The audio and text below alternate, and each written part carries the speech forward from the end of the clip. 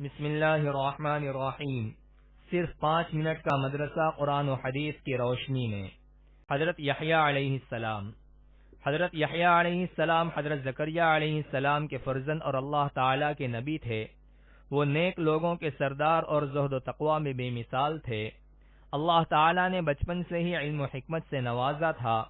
انہوں نے شادی نہیں کی تھی، مگر اس کے باوجود ان کے دل میں گناہ کا خیال بھی پیدا نہیں ہوا۔ وہ اللہ تعالیٰ کے خوف سے بہت رویا کرتے تھے۔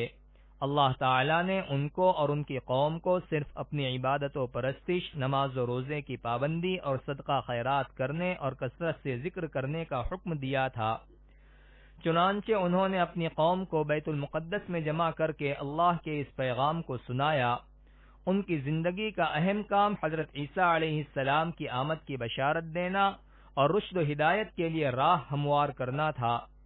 جب انہوں نے دعوت و تبلیغ کا کام شروع کیا اور اپنے بعد حضرت عیسیٰ علیہ السلام کے آنے کی خوشخبری سنائی، تو ان کی بڑھتی ہوئی مقبولیت یہودی قوم کو برداشت نہ ہو سکی اور حجت بازی کر کے اس عظیم پیغمبر کو شہید کر ڈالا اور اپنے ہی ہاتھوں اپنی دنیا و آخرت کو برباد کر لیا۔